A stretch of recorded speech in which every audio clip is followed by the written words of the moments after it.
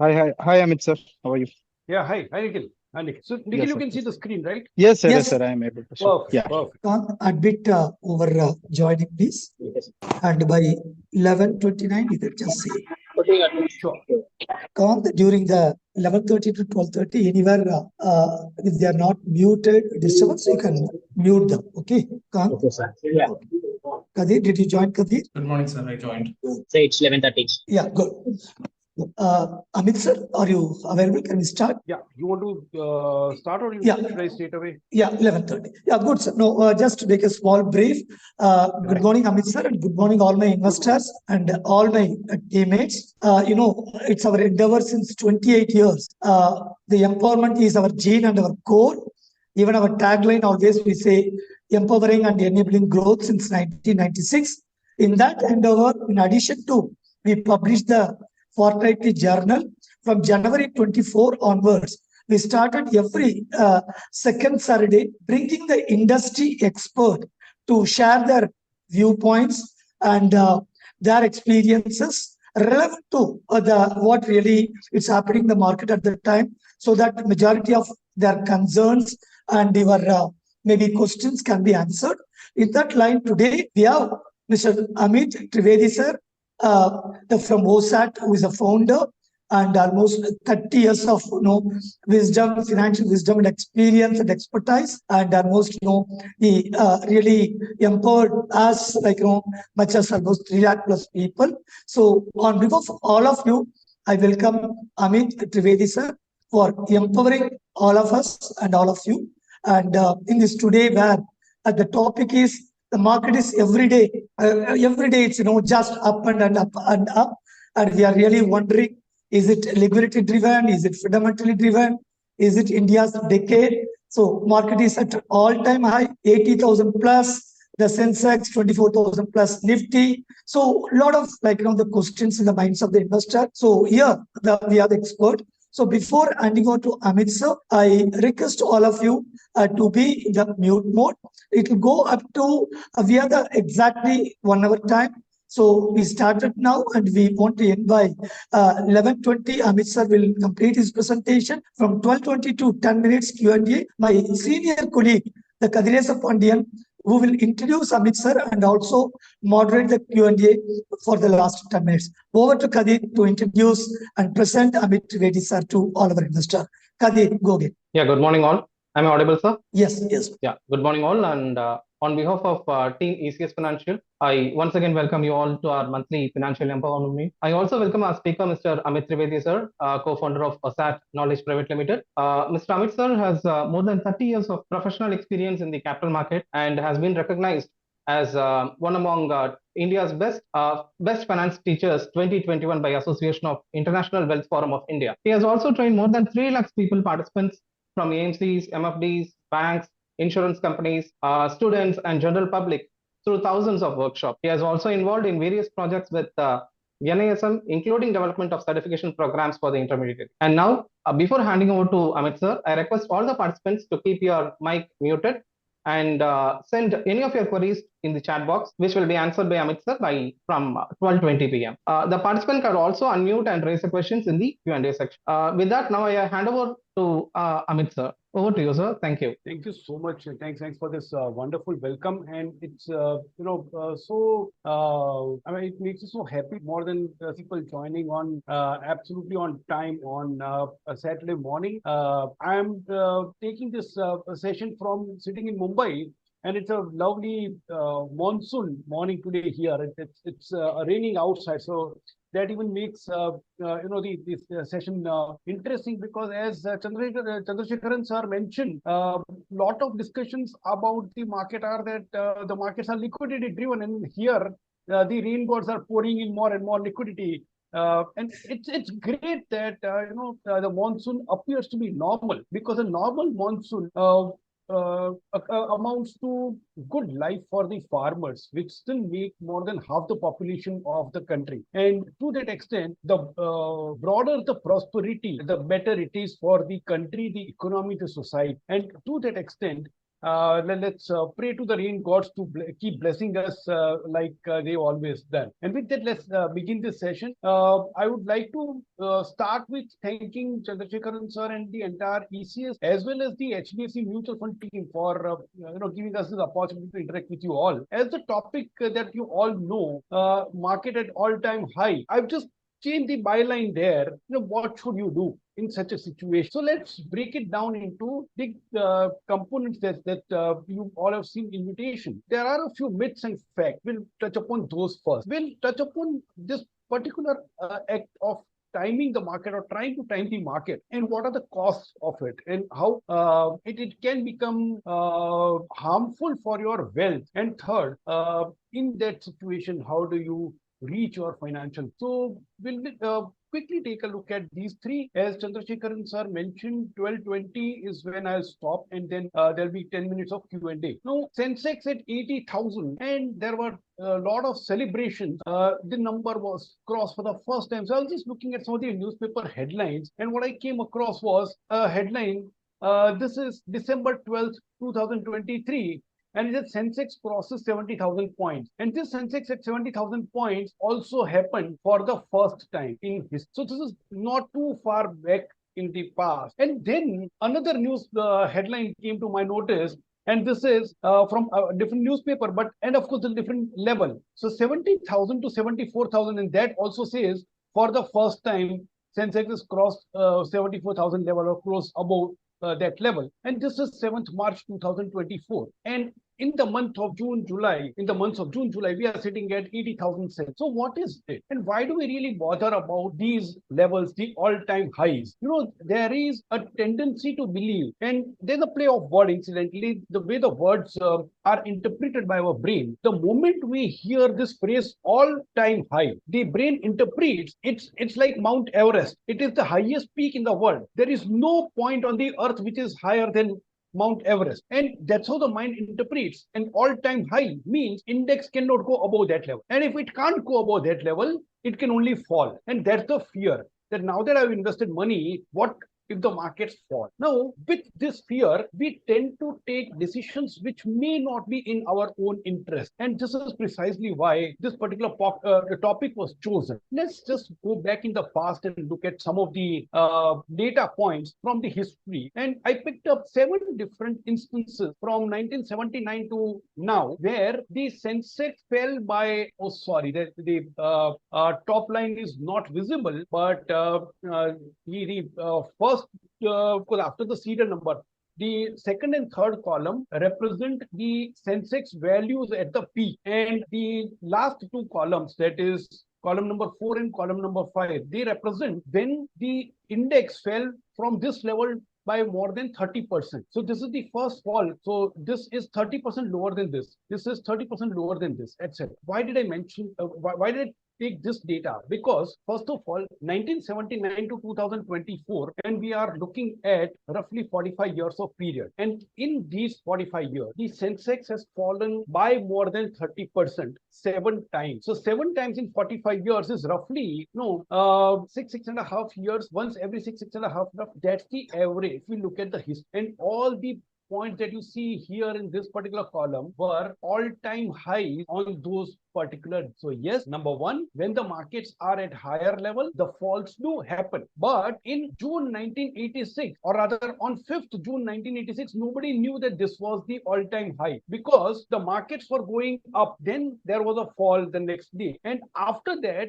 it took long to go back to this level. And to that extent, this was the all-time high. And that fact was known only later, not on that particular day. Because from that point onward, there was a possibility that the market level might have gone up the very next day. And that's why I picked up those data points, 70,000, 74,000, and now 80,000. At 70,000, it felt like all-time high. And then it went to 74,000. 74,000, it looked all-time high. And now we are at 80,000. So till the upward journey continues, the previous all-time high gets broken every day. And then sometime the fall happens. Can we predict the fall? Well, that's really the problem. It is almost impossible to predict the exact date of the fall. But does the fall happen? Yes, the market falls happen. And then there are discussions. Whenever a market falls, a typical discussion goes something like this. Somebody would ask a question, will the markets recover from here? So a 30% fall, after that, will a market recover or not? And the standard answer is yes, markets will recover. But the follow-up question is the tricky one. When will the markets recover? And the only correct answer is they will recover. I don't know when they will. And that's where we looked at those falls, and then let's look at the recoveries. You know, the last two columns in the previous table have been now shifted here. And then the all-time highs were crossed, the previous all-time highs on which day? So from this date, 5th May 87, it took 514 days to cross the previous peak. Here, it took 219 days. So on an average, historically, these 7 times, the markets have taken between 7 months to 4.5 years from the lowest level to cross the previous peak. So recoveries do happen. But interesting point out here is, let's look at the peak of February 2000. It was 5,933 points. This was the closing value. So intraday was 6150 something, but the end of the value was 5,933. And all these are Sensex values. The next peak came, and when the fall happened after the next peak, that was in after the January 2008 peak, the next fall happened. This was the bottom, 9th March 2009. Sensex closed at 8160. Now, why am I mentioning this? The only reason that I'm mentioning this is that this particular point, compare that to this particular point. And please remember that this is a low and this was the high. So after the next market cycle, the low of the next market is higher than the highest point, which was at one point in time, this was called the all-time high. Exactly similar way, the all-time high of 2008 was 20,873, and the lowest of 2020, the COVID fall, was 25,981. The lowest of the future market cycle is higher than the all-time high of his. So can we really call this an all-time high? And that's a question that we need to consider. Every single time Sensex has, or any index or any market has crossed the previous, every single time there has been a recovery, and that's what the history suggests. Now the question is, if I have had I invested at this particular point here and I waited till here, then also over 9 years I've not even doubled my money. So what kind of returns have I got? The good news here is nobody is as unlucky as to have invested only at the peak and done nothing thereafter and waited till the next crash to take the money out. What you typically do is you keep investing on a regular basis. The systematic investment plan ensures that while the market is falling from the high, you keep buying more and more as the markets become cheaper and cheaper. And in the process, at this level, you tend to make decent amount of money even when you are at the low point. So never forget this particular principle. Now let's look at the meaning of this new peak. And that's where my partner and renowned expert, Mr. Krishan Sharma, has this to say. He says market prices or index values are never all-time high. They are till date high. So next time somebody says this is all-time high, add these two words, all-time high so far. It's not all-time high forever. And when we look at it in this manner, then the mind interprets, yes, there is miles to go on the upside. And that milestone, that's why I looked at those numbers. The previous all-time high was lower than the bottom of the next market cycle. So when you look at these facts, then a lot of myths get quashed. Do you need to get out at all-time peak? Well, that's where this question now takes an interesting turn. Somebody would argue, in that case, doesn't it make sense to get out at the peak and then make a re-entry at the bottom? Yes, if you can pull it off, it's a wonderful investment strategy, but only and only, and let's see what happens in real life. Theoretically, what seems to be possible, practically, is it possible or not? And we looked at some data. So I've actually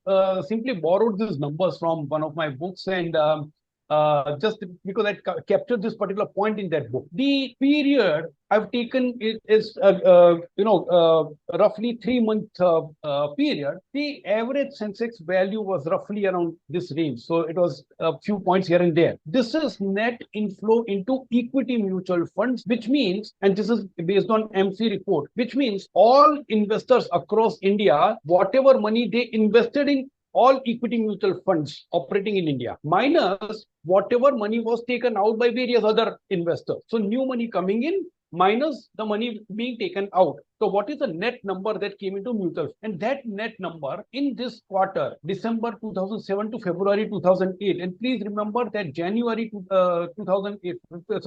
2008 was the peak of the market. No, 8 January 2008. Yeah, 8 January 2008 was the peak of the market. So the peak was somewhere in the middle, 19,000 points on an average. And how much money came in? Roughly 25,000 crores. And a few years later, between July 2013 and September 2013, and around August, September is when the market hit the bottom, and then it started resuming an upward journey. In this period, again, the Sensex came back to 19,000 points, and total net money that was pulled out of mutual funds. So redemptions were more than the fresh purchases. 3,600 crores worth of money were taken out. This was the peak, 19,000 in 2007-8, and 25,000 came in. This was bottom, 19,000, and this happened. And let's look at the numbers in between. So from this level, 19,000, then October 8 to December 8, the Sensex was on an average around 9,000 points. And from here, 19,000, it went up to 28,000. And guess what the investors would have done? If at the peak they were investing 25,000 crores,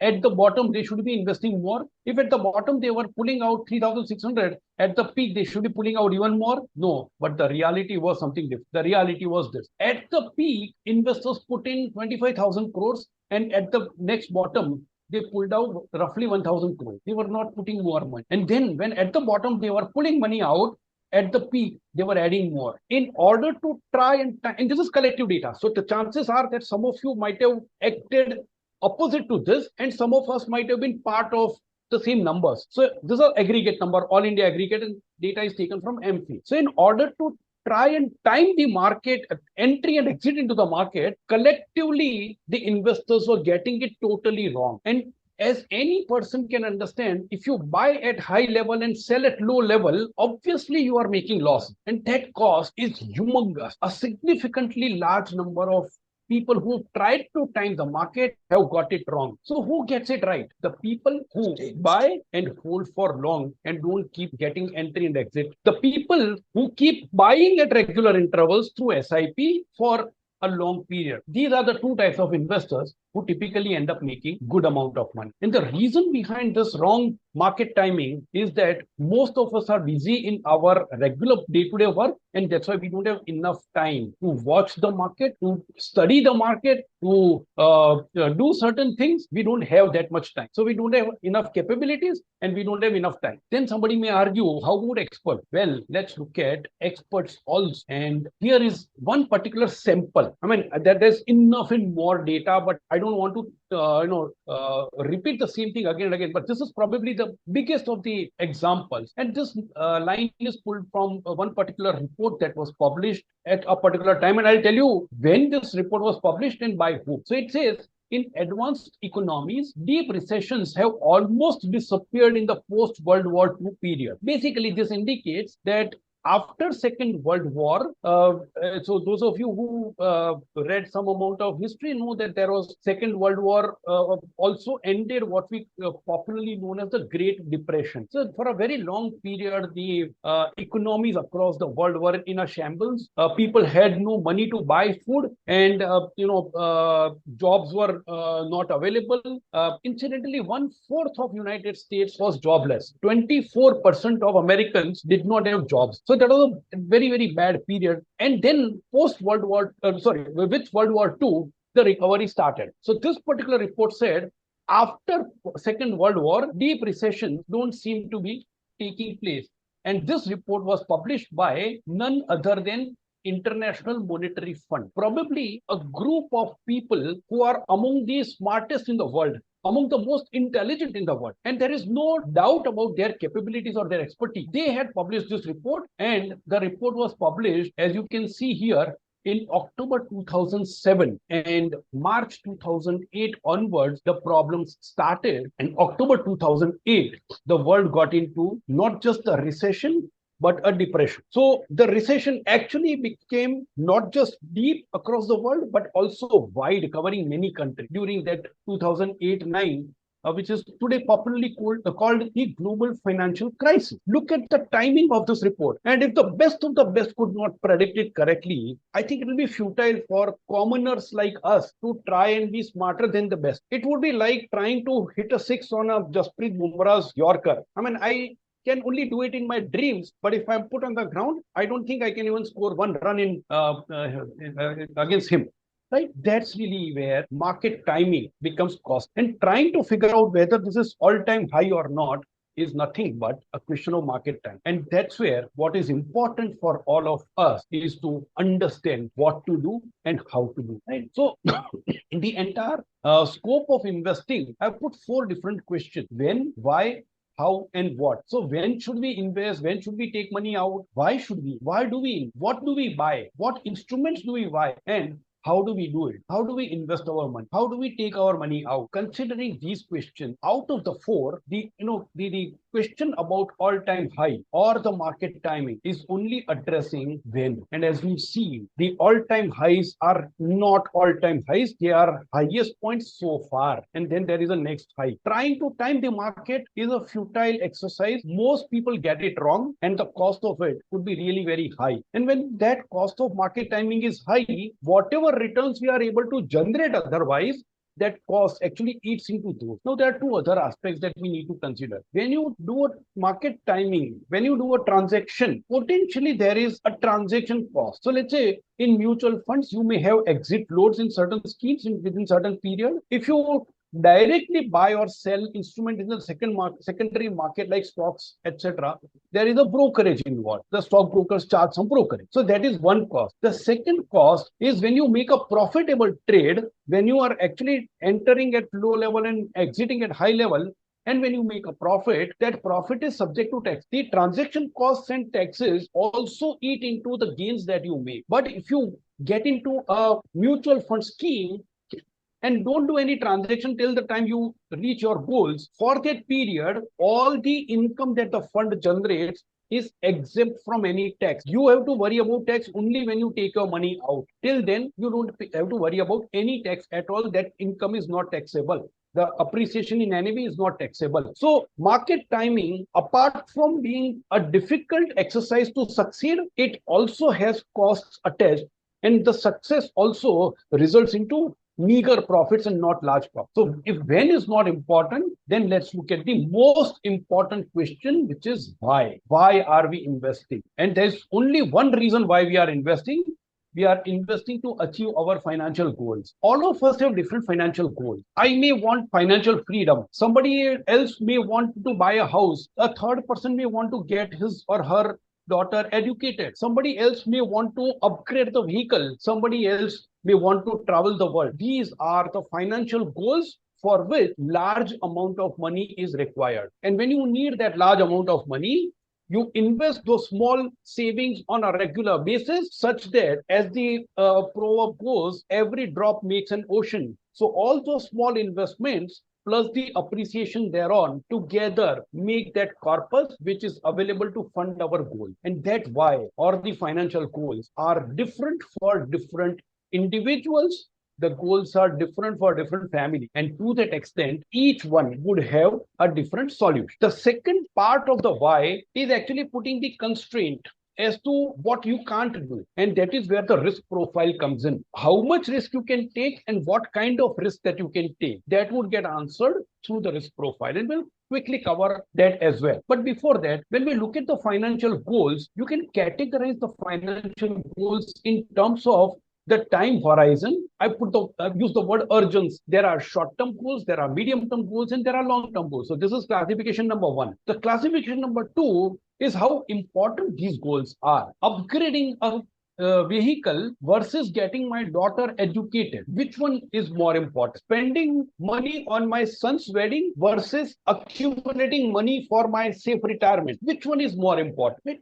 And again, I am not saying that this is important versus that. Each one has to take a call. Somebody may feel that, okay, for me, this goal is far more important than that. And that's your choice. That's perfectly fine. Urgency and importance, both parameters are required, and that exercise would help you prioritize the goal. So what I would strongly urge is, when you want to plan to reach your goals, the first thing is list down those goals. And that exercise may be done together with the entire family. All the family members can sit together and list down the goal. Once you've listed down the goals, then comes the question of prioritizing that goal. Now, if you're struggling with that exercise, you can always take the help of a mutual fund distributor. They can help you with that exercise. Okay, so financial goals, identifying and listing down is one, prioritizing is step number two. Once you've done that, now you know how to allocate which resources towards what. And that's where the planning starts. Before we go on to that, let's look at the constraints, which is in the form of risk profile. And this constraints can be broken down, or risk profile can be broken down into three different questions. Do you need to take risk? Number one. Do you have the ability to take risk? Number two. And number three, are you willing to take risk? Most people would say, no, I don't want to take risk. Perfectly okay. But then look at the first question. Do you need to take risk? And where does this need to take risk come from? There are certain investments which are considered to be extremely low risk. The problem with those low risk investments is they give you returns which are less than the rate at which prices are going up, the so-called inflation. And when you look at a long-term goal, inflation would mean that the price to achieve that goal will keep going up, whereas your investment may not be moving in line with that. And it may happen that at the time of the goal, while the goal value is here and your investment is somewhere here, and there is a deficit. The need to take risk comes from the fact that in order to achieve the goal, do you need to beat inflation or not? If you need to beat inflation, by what margin? So in certain cases, you may need to beat inflation by 0.5% per year.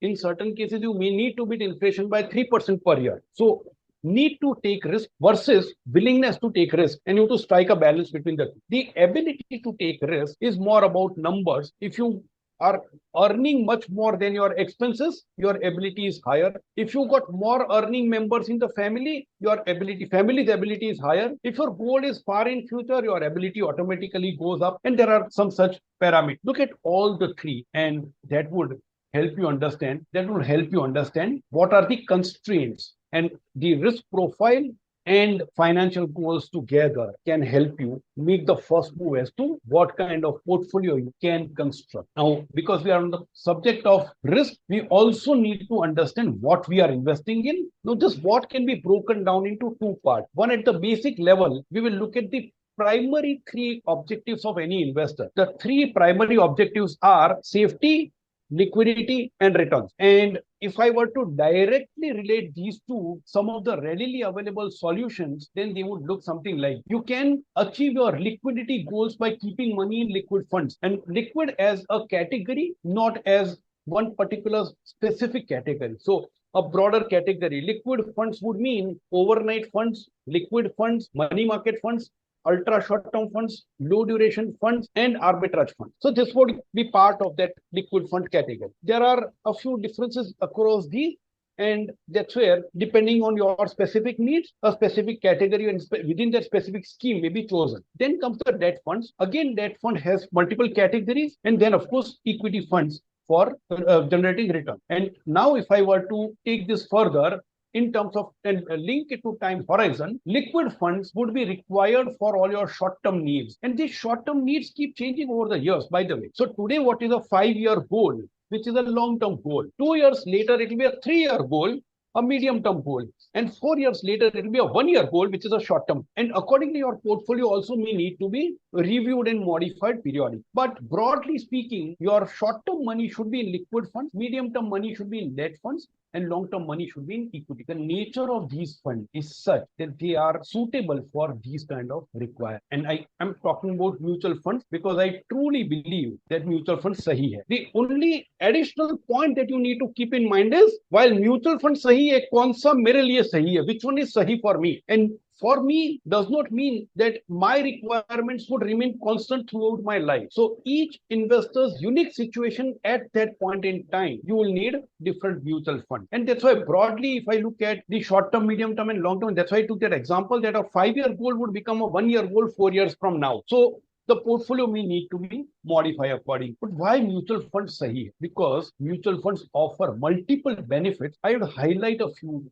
I'm not going to tell you what mutual funds are because now with this mutual fund Sahi campaign, a lot has been talked about mutual funds. Essentially, mutual funds are launched with a specific investment objective. If your objective and the fund's objective is matching, then that mutual fund could be suitable for you. However, within that, you also need to go a little deeper and arrive at your specific requirement. But I'll take a couple of combinations of these benefits and highlight why mutual funds make immense sense. So first of all, let's look at transparency and liquidity. A combination of these. Transparency can be defined as availability of relevant information in time. So availability, information must be available. Number two, relevant. Information should be relevant. And number three, in time. If I get an information about something that happened in 2022, well, it's an interesting information, but I can't take any action in 2022. And whatever had to happen has happened today already. And that action is the liquidity. Open-ended mutual funds offer you a liquidity wherein you can invest on any day, you can take out your money any day, you can switch from one scheme to the other, you can add more to the same account, you can partially withdraw. That's the liquidity part. Now, if the relevant information is available in time, and you are able to take action on that, there cannot be a better safety mechanism for anything that is risky. And what is risky? All investments are risky. Every single investment is risky. But nowhere else you get this combination of transparency and liquidity. No other place. Somebody may argue, no, stocks, the information is available. Stocks, the information is available. But the moment the information is available, look at the impact. The price would fall or the price would have risen. And when you buy, you might be buying at a very high price, or when you sell, you might be selling at a very low price. In case of mutual fund, the NAV does not move as much. And to that extent, that transparency and liquidity makes mutual funds a very powerful investment vehicle. So this is number one. Number two, professional management at low cost. What's the cost? What's the cost? The cost is the total expense ratio that is published. Depending on whether you are getting into the liquid category of funds or the equity category of funds, typically the total expense ratio would range between 0.5% to roughly 2.5% per year. But for that, even if I take the higher amount, which is 2.5%, what do I get for the 2.5%? And I get a team of professional managers. I don't get one professional manager. I get a team of professional managers. Number one, along with the professional fund manager, there are research analysts, there are stock dealers, there is a whole accounting team which calculates the NAV on a daily basis. There is a whole operations team which takes the corporate actions. Corporate actions like if a company announces buyback, should we participate in it or not? If a company issues rights shares, should we participate, buy the rights shares or not? So these corporate actions is where somebody has to take a decision. Now imagine you are buying shares yourself. How many times are you able to even go through whether there is a rights issue or not, whether there is a buyback or not? Whereas these people do this job full time. Number two, how often are you able to calculate the return on your stocks portfolio or bonds portfolio yourself? Considering that you are investing periodically, you are taking money out periodically, almost impossible for most of us. In case of mutual fund, the NAV is calculated and published on a daily basis. So if you have invested in a mutual fund scheme, you exactly know how your investments are progressed. And that comes. So apart from, really super normally expert fund managers. And I really believe in this particular adjective that I said, super normally expert. I have the privilege of working in a large asset management company as an employee at one point in time, and later on as a trainer in this industry. It's a privilege to have interacted with so many fund managers. And when you interact with them, you really understand what quality of people they are and how much money do I pay to buy that expertise. Even if my portfolio is 1 crore rupees at 2.5% per annum, I'll be paying, depending on the NAV appreciation, 2.5 to 3 lakhs per year, or maybe sometimes when the appreciation goes up to 2 crores or 5 crores, you calculate the 2.5% of that. That annual amount, annual fees that I'm paying annually is far less than their monthly salary and one person's monthly salary. And we are able to buy that expertise. Why? Because there are so many like us small investors who come together, and together the pooled amount is so large that all of us collectively get the expertise of that expert or the entire expert team. So low cost professional management. We also get a diversified portfolio at low cost, a small amount of investment like 5,000 rupees, and we get exposure to 30, 40, 50 stocks straight up. And on top of that, there is an extremely strong regulator called Securities and Exchange Board of India. So while the professionals are doing their job, the regulator also ensures on top of that that no bad apple can survive in that basket. So the professionals are great, and the regulators also make the market clean. The one point that I have not mentioned is the conveniences, and these are the typical conveniences that we all talk about. You don't have to declare, especially in open-ended funds, you don't have to declare how long you are going to invest. Your money, your convenience, somebody. So let's say there are two of us investing in the same mutual fund. I may be investing for 7 years, whereas Mr. Chandrasekharan would be investing in the same fund for 15 years. And nobody would ask a question. At the end of 7 years, I change my mind. No, I don't want the money now. I'll need the money next year. No problems. I'll continue to stay invested. So that flexibility, anytime, any amount, flexible holding period. Secondly, the SIP, systematic investment plans, or systematic transfer plans, STP, or even at the time of withdrawal, you got systematic withdrawal plan. You can structure it the way you want as per your requirements, and you can switch across schemes within the fund, mutual fund. Okay, I'm going to take 5 more minutes. So though it is 12:19 and I promised to close at 12:20, I'm going to take 5 more minutes. Okay. This how to invest. Yeah, this how to invest part is where we'll end. So we've covered when, which is futile, why. Most important starting question, we looked at what, and now the question is, how do you invest in those mutual funds? First of all, you start with your requirements, and this is where the long-term goals come in, funding the goals. And I've added one word, charity. So those of you who are inclined towards charity can put charity as a goal. But before you get into the long-term goals, you need to take care of the short-term. And that's where maintain some liquidity for next 1 or 2 years of expenses. Then you also take care of risk management, which is where you buy insurance so that if something wrong happens, you or your family do not run out of money. So you start with a liquid fund, contingency fund, then you buy insurances, and then you plan for medium and long-term goals. And then, of course, eventually, there is a wealth transfer. Wealth transfer is also quite easy in case of mutual funds. All you need to do is, number one, assign a nominee and write a will and ensure that the names mentioned in the will for those particular investments and the nominations in those folios are aligned. So if I want to transfer my wealth to my wife and my 2 children, I would have written that in my will that in this proportion they should get. And then if I just link it to, in the nominations also, if I put it in that manner, then the entire process becomes smooth and seamless. So wealth transfer is very seamless, very smooth when you use something like a mutual fund. In order to build a long-term portfolio, you need 3 things. Number one, diversify the portfolio, allocate money across different assets as per your requirements, and then periodically rebalance back to whatever percentage was agreed upon. Diversification is one proven strategy.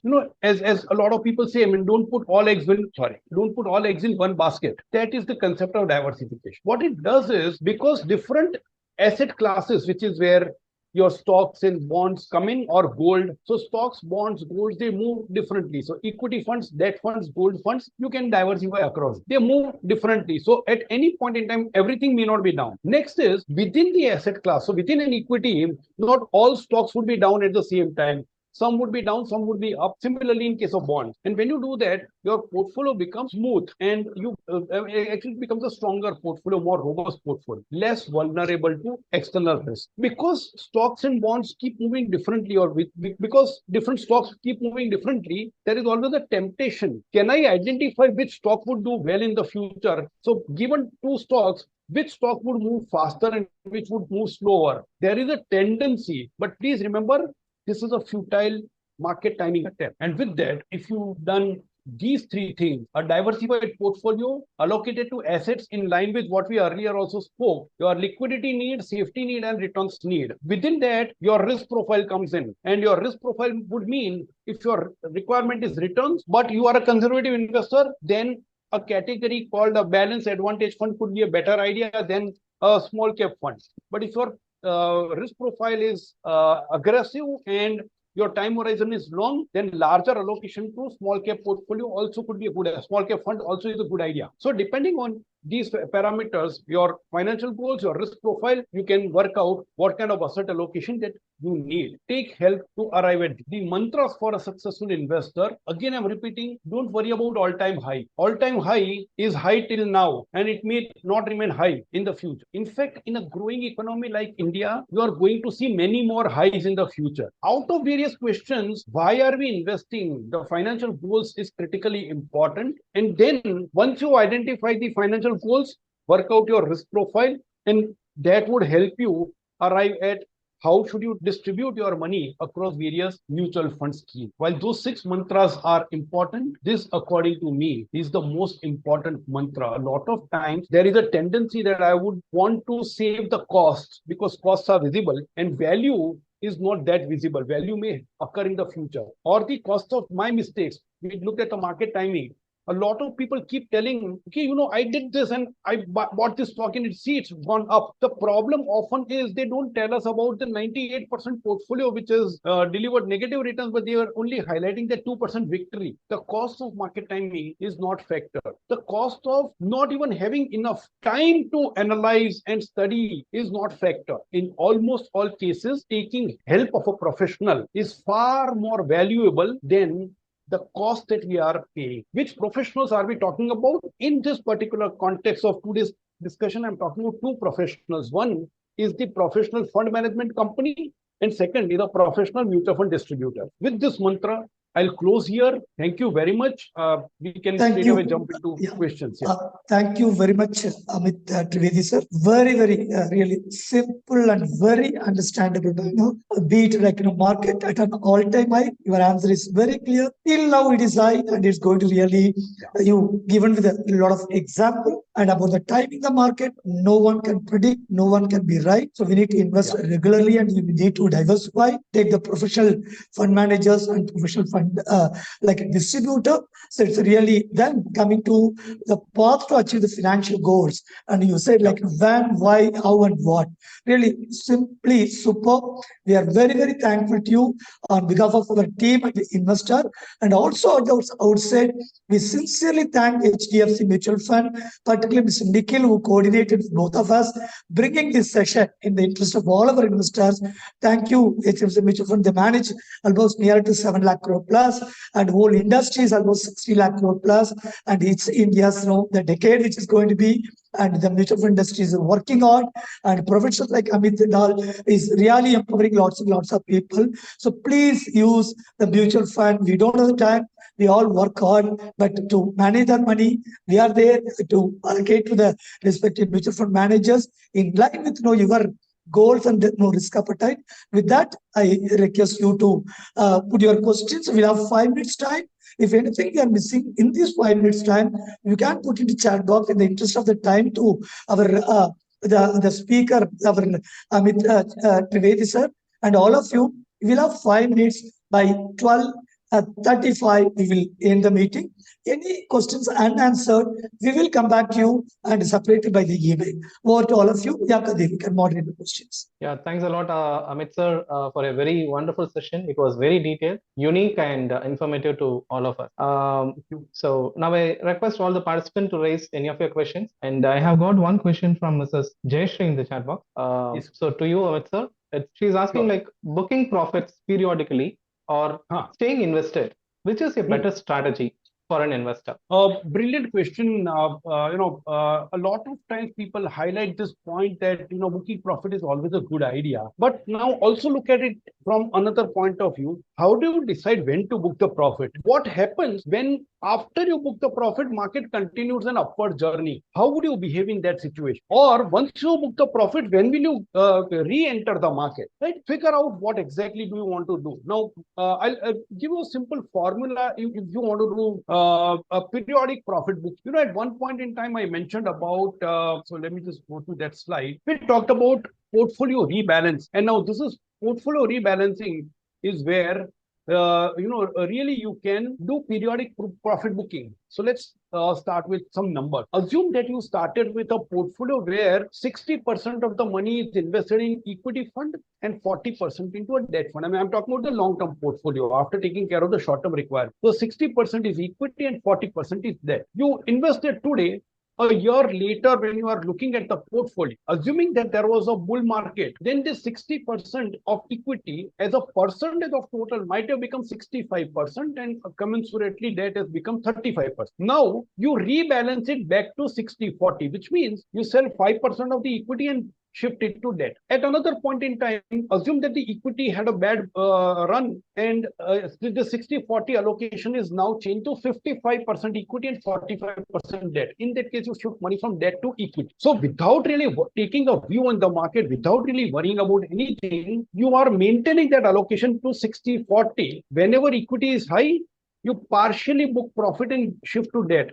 When equity is low, you take money out of debt and put into equity. This, according to me, is the simplest of the processes and the only thing that is possible for people like us who can't really take a view on the market. Other than that, any other strategy that you try to adopt may turn out to be a market timing strategy. Great. Thank you, sir. Thank you so much. Is there any other questions from the participants? Good. Thank you. If there are no other questions, thank you very much, Amit sir. Before ending the meeting, mutual fund investments are subject to market risk, and read all the scheme related documents very, very carefully. And we are all there, to understand your risk appetite and, give accordingly your required, the goal oriented solutions. Once again, thank you, Amit sir. Thank you, Nikhil from HDFC Mutual Fund. Thank you, my team. Thank you, all the investors. Again, we'll connect in the month of August on 10th of August, which is second Saturday, with a relevant topic which you like to address upon. We'll take it from you and then we'll reconnect in addition to regular connections through the experts in the August 10th again.